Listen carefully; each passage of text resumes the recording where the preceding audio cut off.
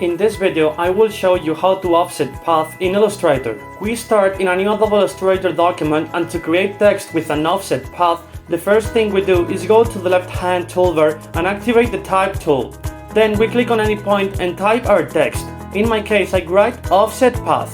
Then we activate the selection tool and select our text. We hold down the shift key to prevent the text from being distorted, and we drag from any corner to enlarge its size. After that, we go to the top menu, click on Window, and within this panel, select Appearance. In this panel, we click on the middle icon to add a fill, and in the fill block that appears, we click on the color box and choose the text color, in my case, pink. Next, we click on the left icon to add a stroke, and in the stroke block, we enter this color box and select the color we want for the offset path.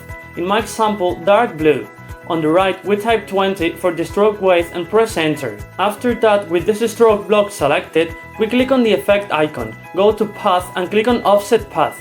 But be careful, as another adjustment needs to be applied afterward. Here we enter a value of 30. In the join section, we choose round and click OK. After that, we go back into the effect menu, select Pathfinder, and by clicking on add, we are done.